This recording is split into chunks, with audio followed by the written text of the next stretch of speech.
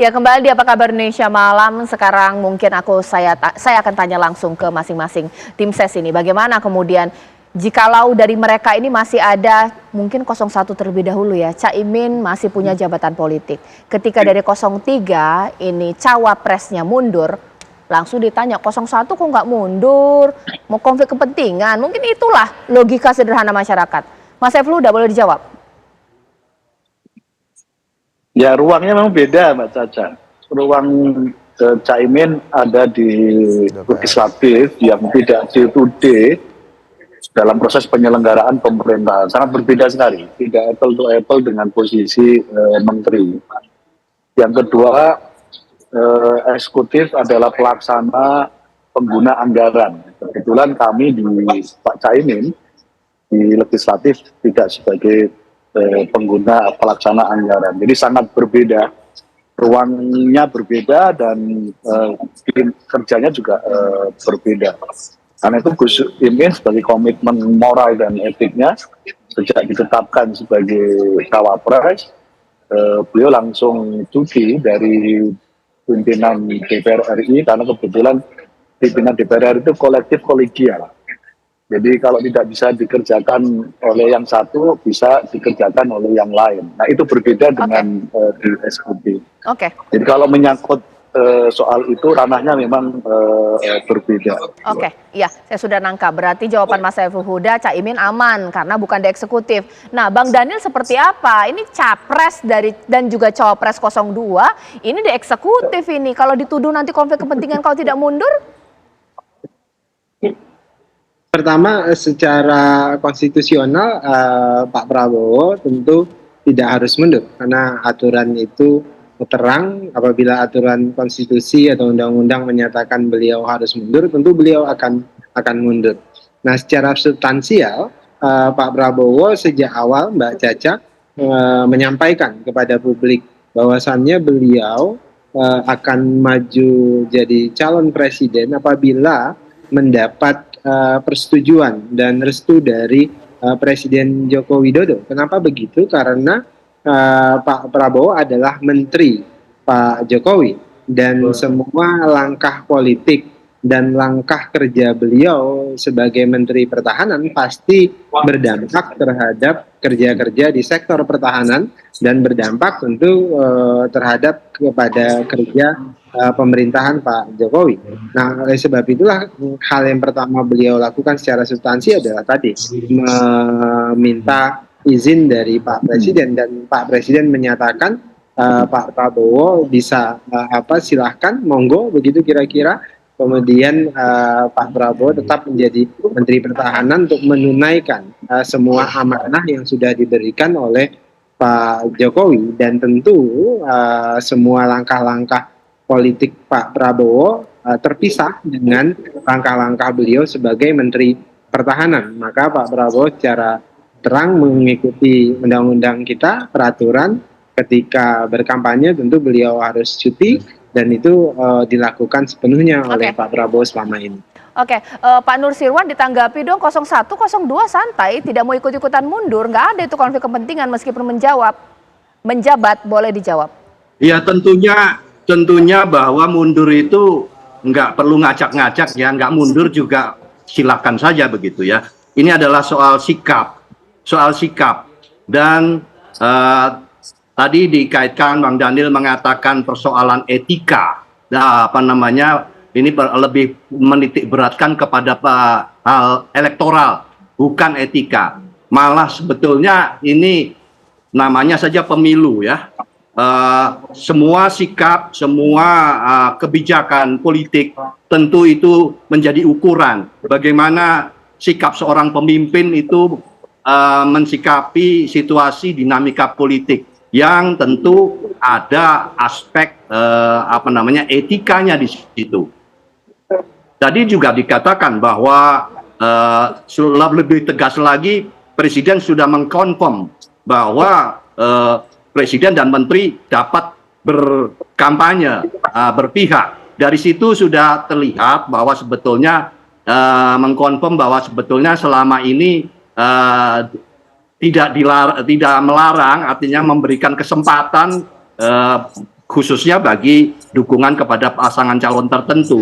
Disitulah melihat Pak Mahfud melihat ada kecenderungan yang sudah melangkahi aspek etika dan kepatutan. Tentu kami masih ingat betul, saya ulang, bahwa Presiden pernah mengatakan di depan kepala daerah, kepada para instansi yang lain, bahwa menjaga netralitas itu menjadi hal yang utama. Tapi saat ini sudah terjawab bahwa tampaknya ya itu hanya sekedar diucapkan. Tapi di dalam pelaksanaan akan diperbolehkan.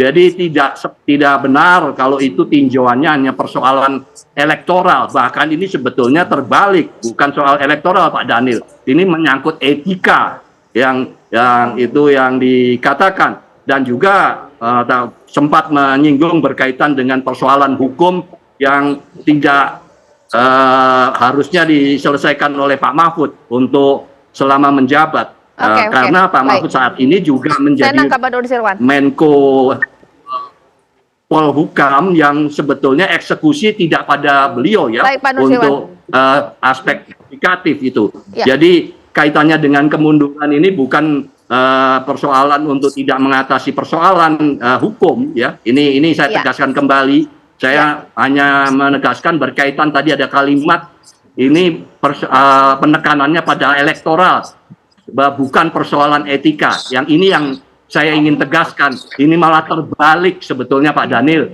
membacanya terbalik. Kalau menyangkut elektoral, tentu tidak sebanding dengan langkah yang dilakukan untuk mundur ini. Pembelajaran bagi pendidikan politik ya, tentu pemilu itu adalah ukuran bagaimana sikap-sikap kita di dalam mengambil kebijakan, mengambil keputusan. Gitu, saya sudah tangkap Pak Nusirwan. Ditanggapi Bang Daniel. Iya, kalau ini terkait dengan etik, maka Pak Mahfud harusnya sudah melakukan itu sejak beliau itu menjadi cawapres, ketika beliau bersanding dengan Mas Ganjar sebagai tentunya pada waktu itu harus mengikuti dengan statement Presiden ya. Presiden meminta untuk netral. Ini ingat, jangan dipotong di ujung. Karena sejak awal Presiden mengatakan institusi, apalagi di depan publik, di depan sebuah pihak-pihak yang berwenang berkaitan dengan pemilu, jelas Presiden mengatakan menjaga netralitas. Kalau saat ini, jadi kalau tadi dikatakan kenapa tidak dulu-dulu, ini sudah mengkonfirm Pak Daniel, bagaimana Anda bisa menghindar bahwa itu. Saya lanjutkan ya Mbak. Oke Pak Nusirwan, saya tangkap. Pernyataan Presiden itu dilakukan hari ini, dan pernyataan Pak Mahfud ingin mundur itu dilakukan sebelum-sebelumnya. Jadi itu dua hal yang tidak terkait. Tadi sudah disebutkan oleh Mas Saiful Huda. Jadi kalau bantahan Pak Nusirwan tadi itu enggak kontekstual menurut saya. Yang harus jadi catatan, kalau ini terkait dengan etika, maka itu akan dilakukan sejak beliau menjadi cawapres. Itu pasti dilakukan. Tapi kan tidak. Ini bagi saya ada dua hal yang menunjukkan niat Pak Mahfud ini mundur. Pertama, masalah elektoral. Ini tujuannya adalah elektoral. Bagaimana seolah-olah beliau terlihat begitu menjunjung etika dan sebagainya, tapi itu seolah-olah semuanya, karena tujuan utamanya tentu adalah elektoral. Kemudian kedua, ini ya masalah inkompetensi, masalah ketidakmampuan. Nah selama ini mungkin Pak Mahfud tidak mampu melakukan tugas-tugas beliau sebagai Menko Polhukam, dan itu terlihat dari statement-statement beliau selama ini.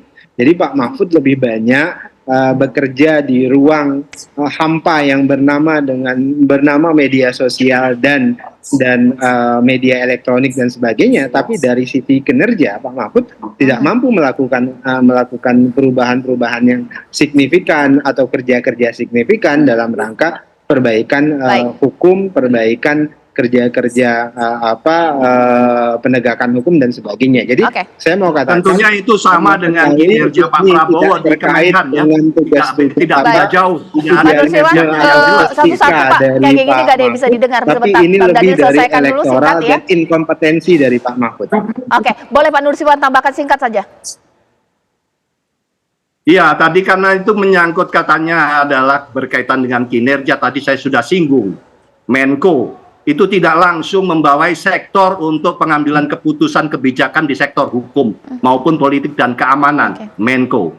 Malah justru yang langsung itu adalah seperti Menteri Pertahanan. Itu karena langsung kami sama-sama ngerti Pak, institusi itu bentuknya seperti apa. Jadi kalau itu berkaitan dengan kinerja, malah saya akan bertanya, seperti apa yang dikatakan Pak Daniel itu cocok dengan apa yang terjadi pada diri Pak Prabowo, karena beliau langsung menteri, bukan Menko. Menko itu menteri koordinator. Nah itu jelas lebih hebat Pak, harusnya lebih hebat. Jadi saya terima kasih dengan penjelasan itu. Sebetulnya itu identik dengan kondisi Pak Prabowo. Itu saja yang ingin saya sampaikan. Ya, sekarang harusnya saya, tadi Pak, beliau kan lebih hebat dan harusnya bisa mengkoordinasikan dan memimpin kinerja kerja sektor hukum. Ternyata kan yang ya kalau mengkoordinasikan beda dengan kegagalan kinerja ya. Iya, semua hebat ya. Tidak usah berdebat, kita sama-sama ngerti soal posisi di institusi.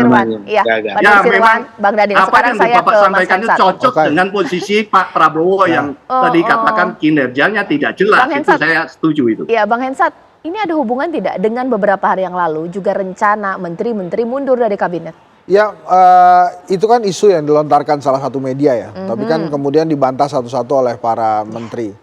Kalau tadi Bang Daniel mengatakan kata seolah-olah ya. Tapi menurut saya kalau memang per hari ini kan Pak Jokowi bilang menteri-menteri presiden boleh berpihak, boleh berkampanye. Kalau kemudian Pak Mahfud mundur, resign dari kabinet, ini bukan lagi seolah-olah tapi dia langsung menarik garis batas tebal bahwa dirinya tidak sama dengan Pak Jokowi sebagai presiden dan menteri-menterinya Pak Jokowi yang memang boleh berkampanye dan berpihak. Jadi dia langsung menarik garis tegas. Berpihak saya pada mundur siapa deh. sih? Ke paslon? Ke paslon dong, salah satu paslon kan. Nggak mau dan sebut ya pasti ke anaknya lah kalau Pak Jokowi kan.